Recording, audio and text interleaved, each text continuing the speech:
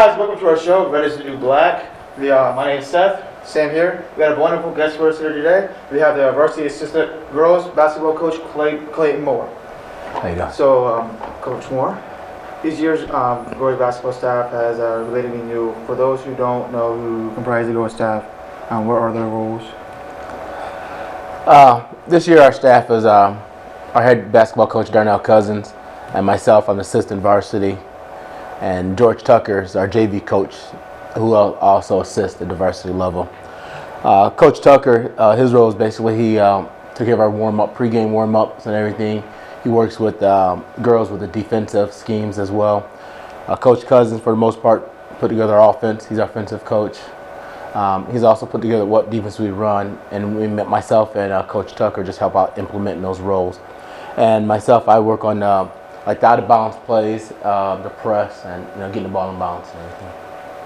How's your season been going? How do you say roller coaster? So we've had some good games, we've had some poor games, we've had some good quarters and some poor quarters, and I guess the best way to describe it's been a roller coaster. So we heard that you have coached many sports and have coached boys and girls sports. What coaching roles have you had here in Fostoria? What are the similarities and differences have you noticed when it comes to coaching girls and boys? Wow. Well, I've coached boys basketball. I'm sorry, I coached boys football for over 18 years at the varsity and a couple years at the junior high level. Some of the, coach boys football. With that, one of the differences, obviously, the gender. Certain things you can say and do around male athletes as a male coach that you can't do around female athletes.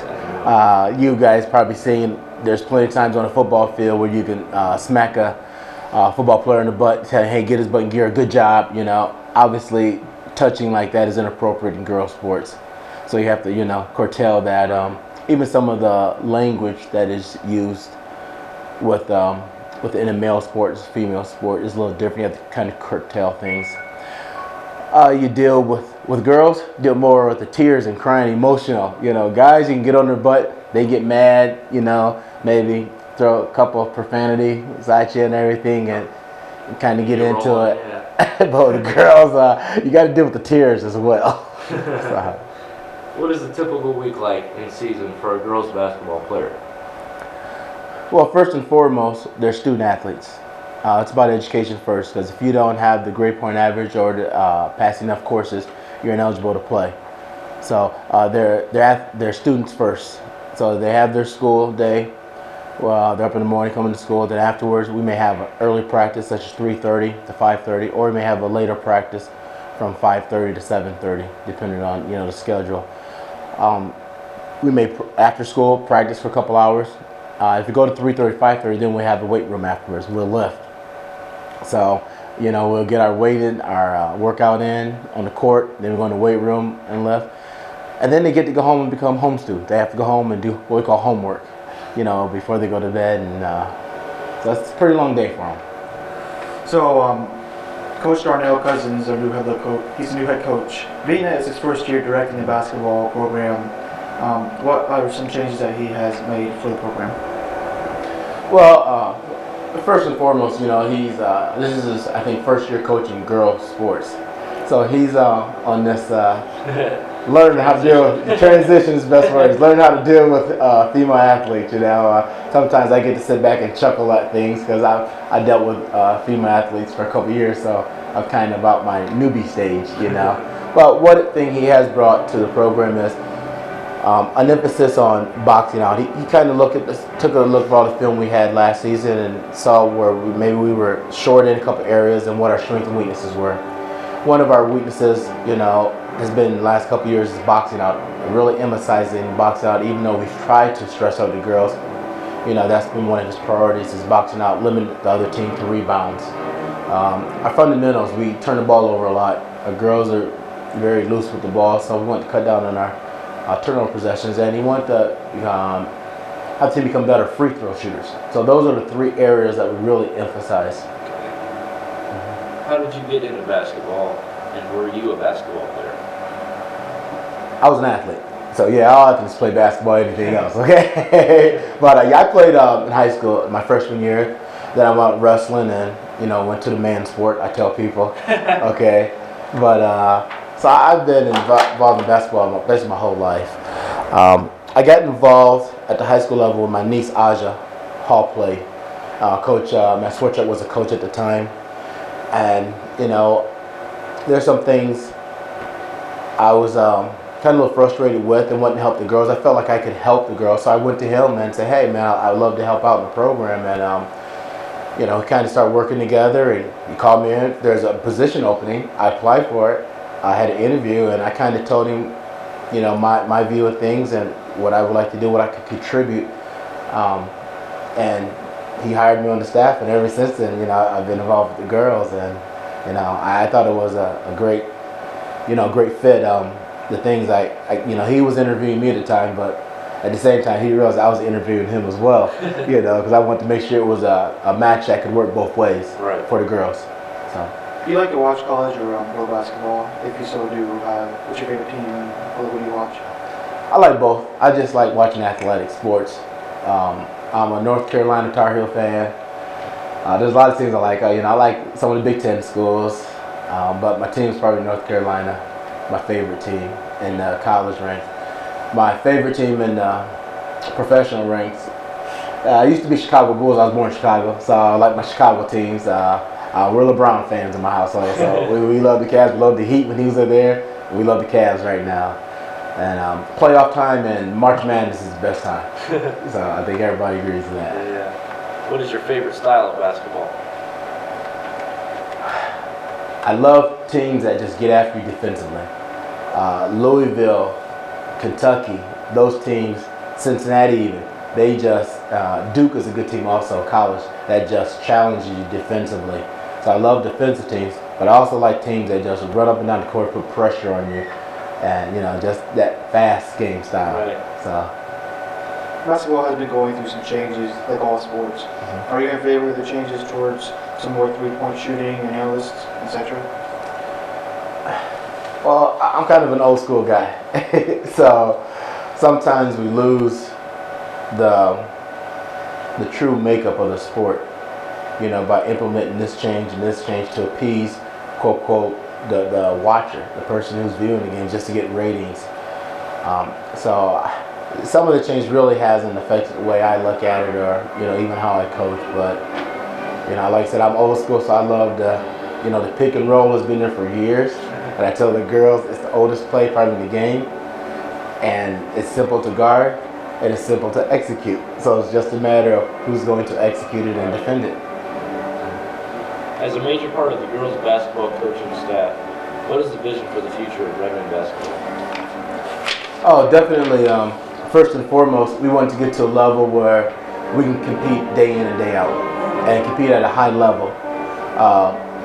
Getting girls' minds mentally that they can challenge any team, and not just challenge, but expect to win.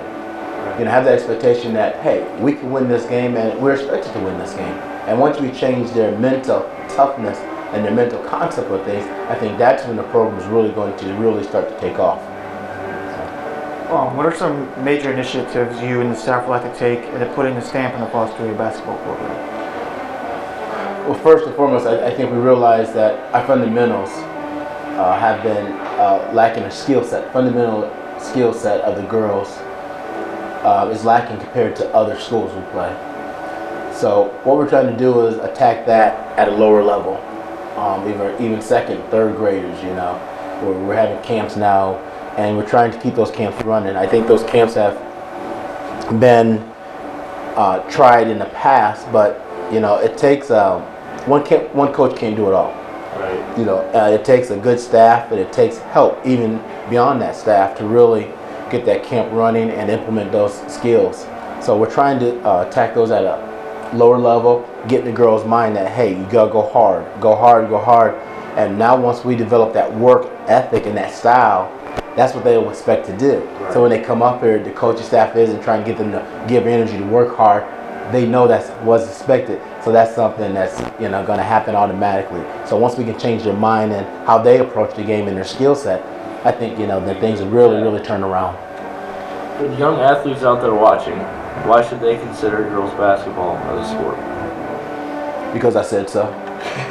No, I'm just kidding. Well, I think it's, the program is going to give the girls the opportunity, one, to be part of something, a group, an organization, something that's going to be very special in the future.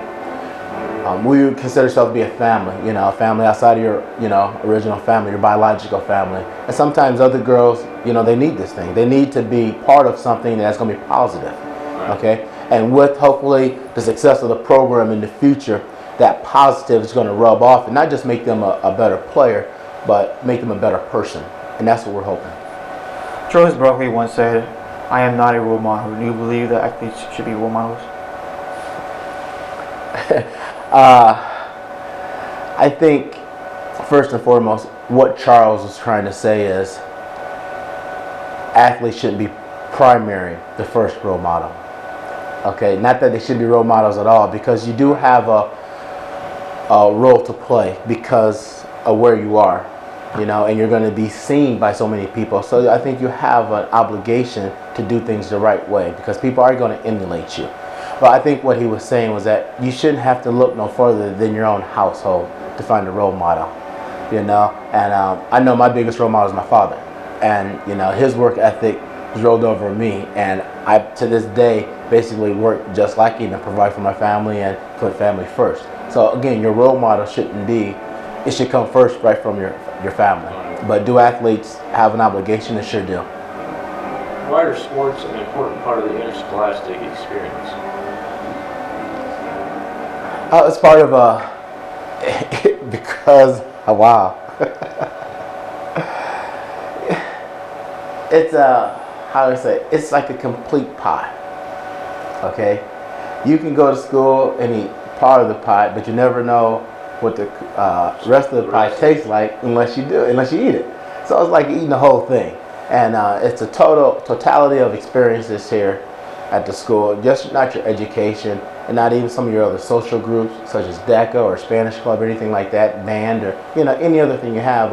Athletics, I think they help breed something in people that they can use in future. It's going to help you compete for jobs out there. If you learn how to compete on the court, it's going to help you compete for jobs out there. If you learn how to work with your teammates, it's going to help you at the job work with your workmates in job. So it kind of goes in hand with life.